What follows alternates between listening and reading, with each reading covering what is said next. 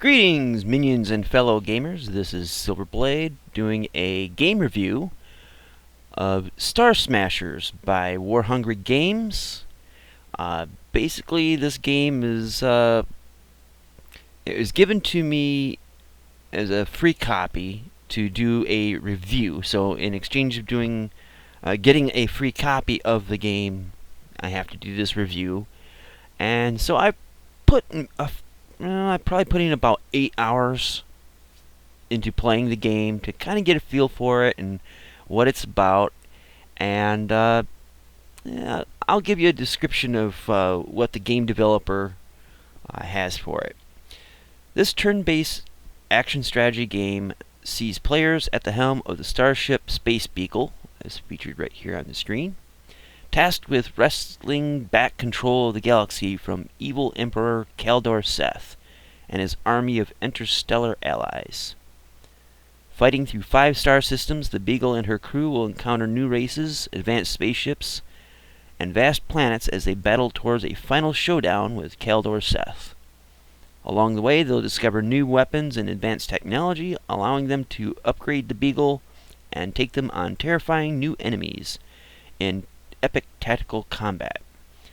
They'll also make contact with a mysterious race of aliens, creators of a technology that could help them defeat Seth once and for all. Alright, so the key features of the game is high-octane space combat, epic space battles that demand tactical decision-making and quick reflexes. And I'll demonstrate a little bit of what that is about in just a little bit. Ship upgrades and augments. Loot new technologies and upgrade the Space Beagle. Pick the right weapons for maximum damage and the right shields to keep the enemy at bay. Epic encounters. Huge variety of alien races and ships, all inspired by classic 1970s Chris Foss artwork. I have something to say about that in just a moment. 5-star systems to explore. Discover vibrant gas nebulae, mysterious alien planets, and derelict space stations. Okay, so about the designs of the ships being inspired by 1970s Chris Foss artwork. Chris Foss used to do, I think he still does, art covers for a lot of classic sci-fi novels. He did for Arthur C. Clarke, Isaac Asimov, Philip Dick, a bunch of others. And I remember growing up reading these sci-fi novels and seeing the artwork on the cover and just being kind of blown away at how unique the designs of things were. And this is not the typical, like, 1950s, 1940s, 1960s sci-fi stuff where a spaceship was literally a rocket with the big fins on it and, the Flash Gordon kind of stuff. It's much like what you see on the screen here. And one of the things that seems, at least in my mind, to be a trademark of Chris Foss artwork is that you'll notice, like right over here, if you could see the mouse anyway, you'll see like the lines, the painted lines, and like diagonal patterns, and oftentimes you'll see like a checkerboard pattern, sometimes in various colors, but it seems to be sort of like an overly painted, overly colorful design of ship with very irregular shapes thrown in. You can see this kind of goosenecks down like this, kind of like I guess you could say the Firefly the Serenity from Firefly,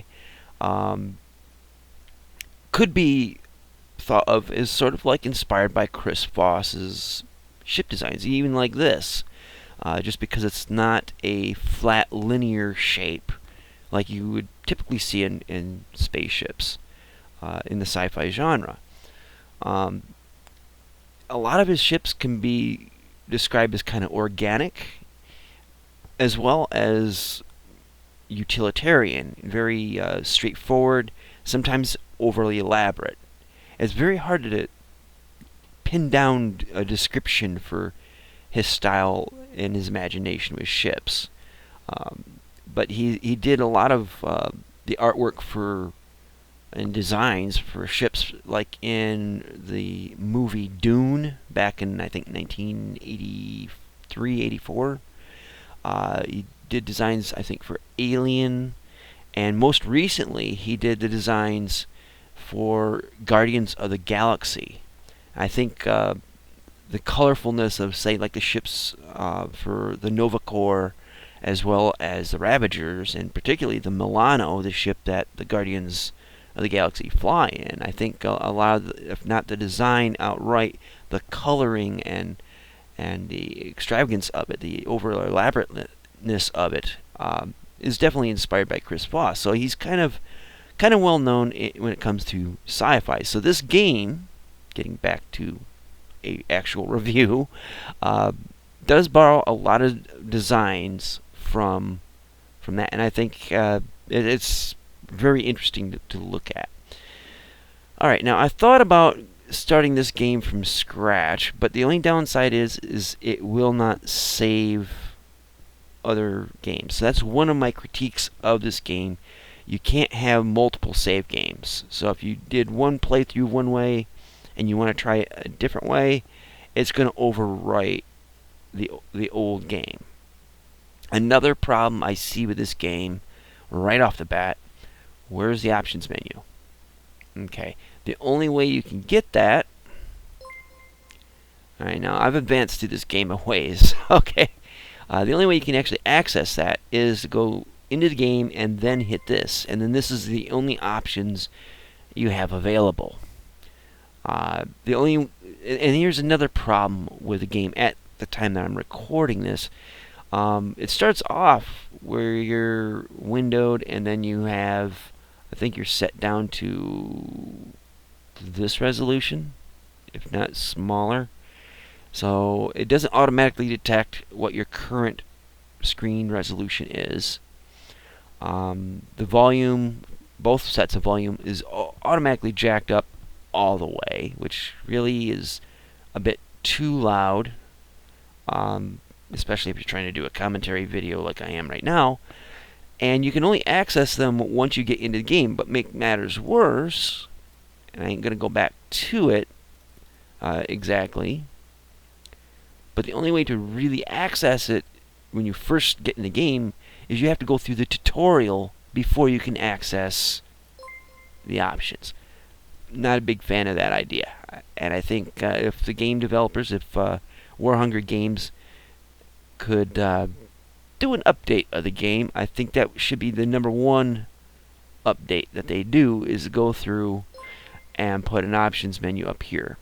But also those options have to stay persistent, because if you go to start a new game, the audio levels will get jacked all the way back up, and the screen resolution will actually stay. It's the only thing that stays persistent. I'll leave it at that.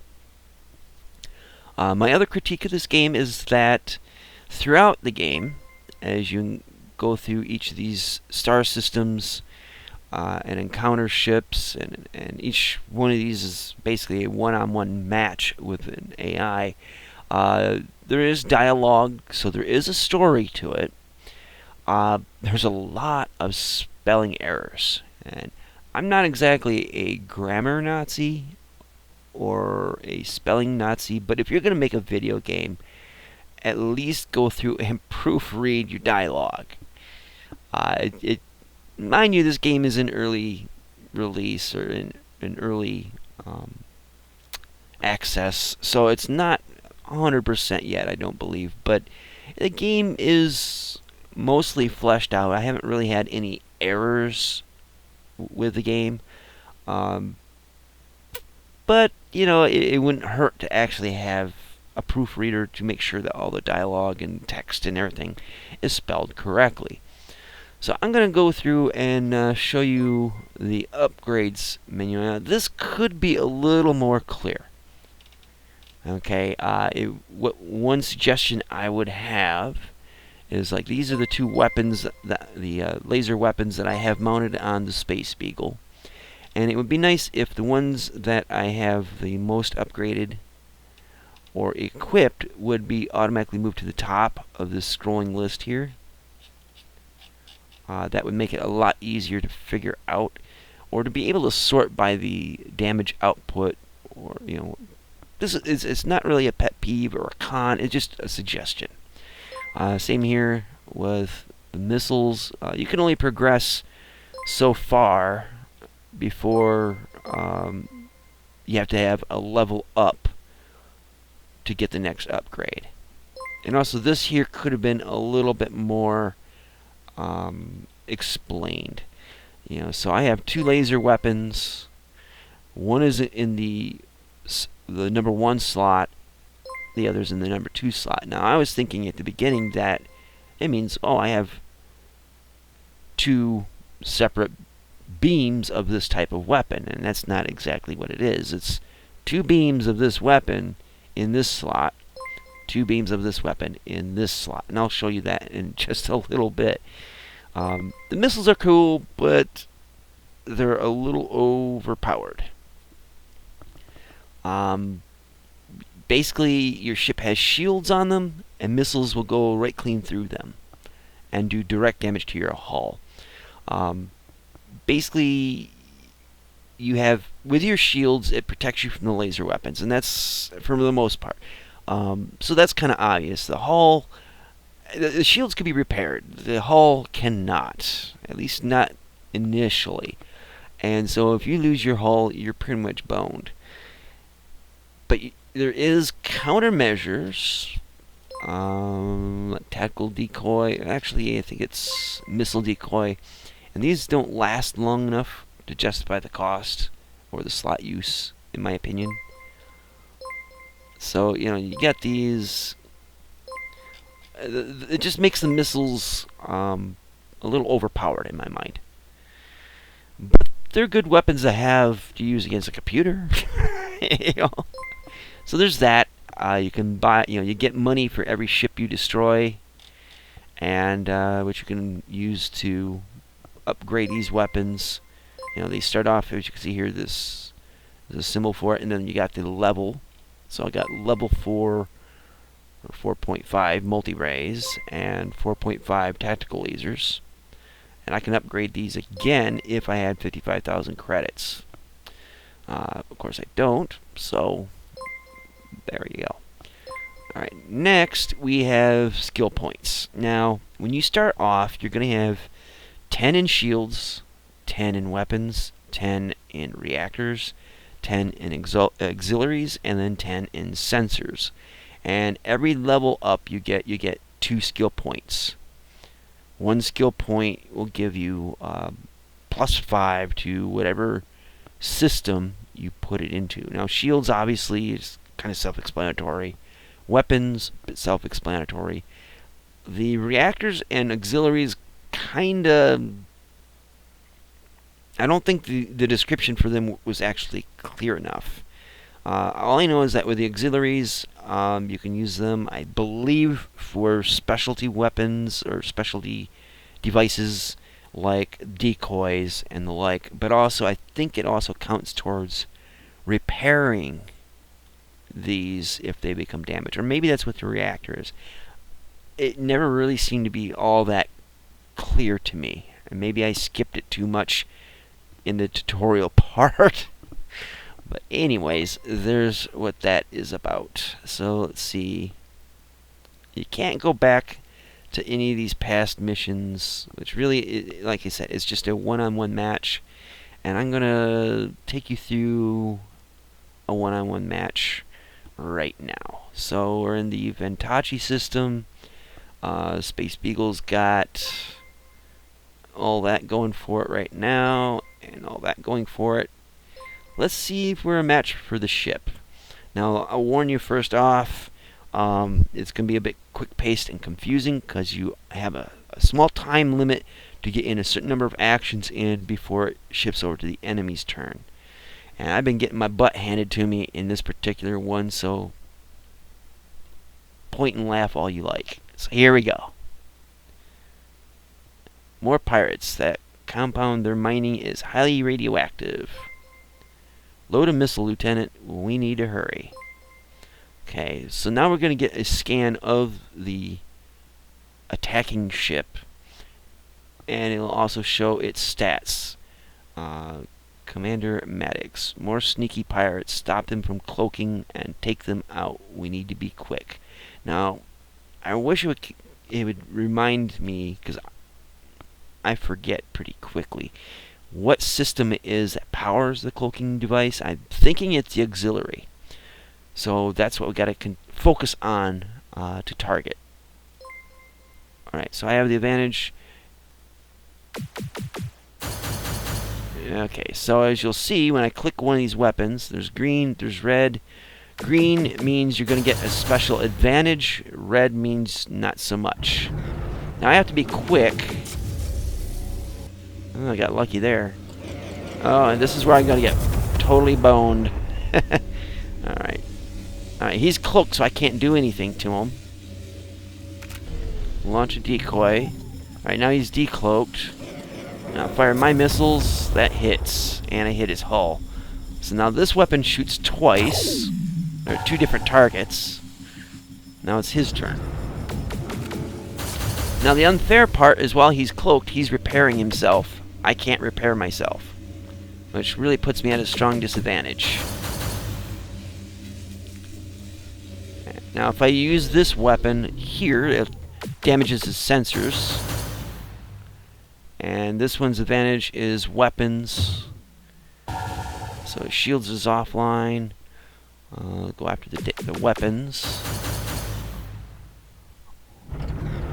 And he's repairing it. And see, he's getting his hull all the way back up. I don't have that. That sucks. I'm severely outmatched if I don't watch it. So you click these to repair them.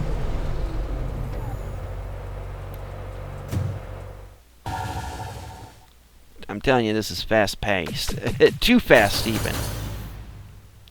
Sometimes I'd be lucky just to get 3 actions in a turn. So I think the clock for the human side needs to be slowed down a little bit. Because it's a little bit uncool.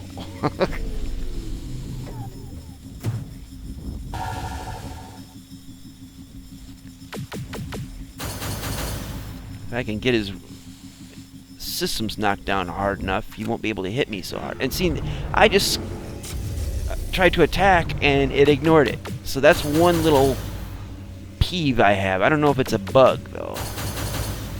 And my shields are taking a beating.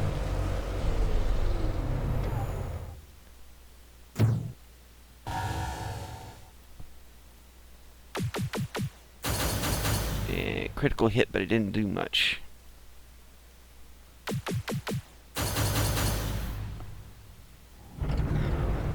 Now, if my ship gets damaged enough, I can retreat and try to start this again. So it's not too bad, but it's frustrating at times. Come on.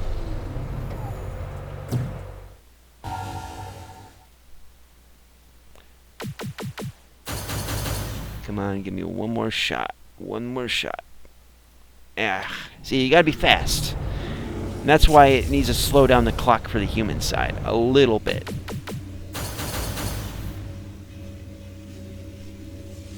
And I'm waiting for him to decloak.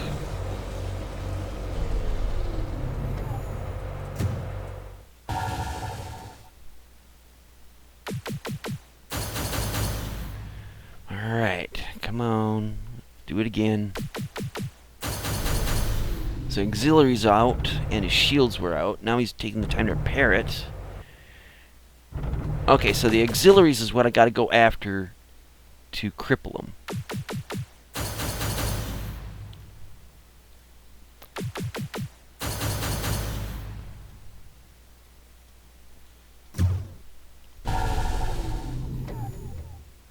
Alright, so we're doing better now.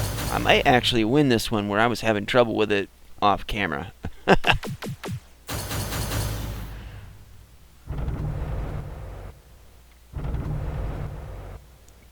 and he's eating time to do all these repairs. You can see the timer up there in the one corner. Right there is the timer.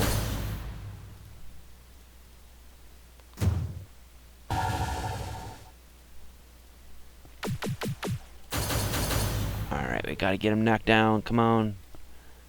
I can beat him. Yes! Haul offline means he go boom. So I actually beat this on camera, where I was having a hard time doing it off camera. Interesting little bit of pressure. So as you see, you get experience, battle time, hull remaining. It gives you, I think, this bonus here. You get a flat rate over here. Okay, so we did that. Now we go to the next part of Ventachi, and since we got some money, as up here, we can upgrade systems. Now I've got this equipped, so I want to... do I get better missiles, or do I get my lasers amped up? Choices, choices, choices. I think what I'll do is I'll jack up my... Well, yeah, we'll do the missiles.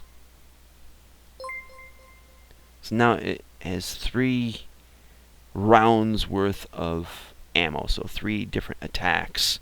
Has a fast reload speed and does a great deal of damage compared to these, so that'll be helpful. They do more damage than these weapons do, but there's a limited number of missiles as opposed to infinite number of energy weapons, so that's something to also take into consideration. So let's see, this one's equipped. Let's see, I can't afford none of that. Alright, now if I get this bar up here and get to level 9, I'll have 2 more skill points, and I'll be able to do better. So we'll end it with that. So you get a sample of what the combat is. I don't want to go too far into it because I don't want to spoil the story to you. Spoil the story for you. See, I can't even speak. But it's a fun game. It's a bit addictive. It's also a bit frustrating as hell at times. But if you can get past that and embrace the challenge, it could be pretty fun. I could see this game being more of a mobile game, say for tablet or even a cell phone, because it's not a very complicated game. You know, you just got a couple buttons to press, and that's about it. There's no piloting around. It's just trying to overpower certain systems, and certain weapons do better damage against certain systems than others. So you have to keep that in mind. And then certain other systems take advantage of certain systems. So like in that last round that we had done there, the cloaking device takes advantage of auxiliary. So if you knock out the auxiliaries, he has no cloaking device. Same thing goes with another type of ship that relies on reactors. So if you attack their reactor and take it out, it won't be able to repair. But if you have weapons that don't do additional damage to reactors, well, then you're going to be grinding it out a while. If you only have weapons that go after that, say after that reactor, and it's weak against that, you're going to even have a harder time at it. So there is some strategy to it, some tactical thinking you have to have in it, but it's also has to be done pretty damn quick. Because like I said, that timer, it's a bit too fast for human, but not too bad that that it's too easy either. So there needs to be a little bit of a relaxing of that. There needs to be options for the main menu here, and then there needs to be proofreading of the dialogue and text.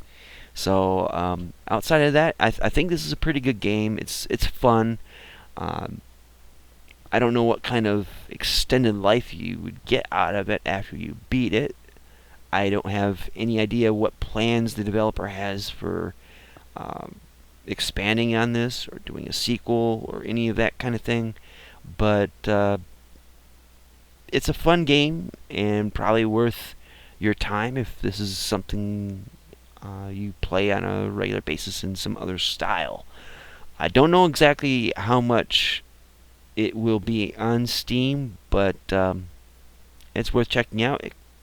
It's released on May 26th, so as I'm recording this, it's May 27th, I believe. No, it's May 26th, so it's been released today, actually. So do check this game out. Look at the reviews of other people, not just myself. Check out what the specs are. It's not a very intensive game in terms of hardware demands. So yeah, go ahead and check it out. I would rate this game as probably a 7 out of 10, I guess. I'd rate it higher if it wasn't for the things I mentioned that weren't all that great, like the options placement, spelling errors, and the timing. The genre appeals to me, which is why I agreed to receive the game key to do this review. But I don't see myself playing this game over and over and over again either. So there is that. But judge for yourself. Thank you for watching. Do check out the links in the description box below, and go check out War Hungry Games and see what they say about the game. Check out other reviews and judge for yourself. So thanks for watching, and until next time, see you later. Twitch. I can't do that without something to actually twitch. Whatever. Thanks for watching.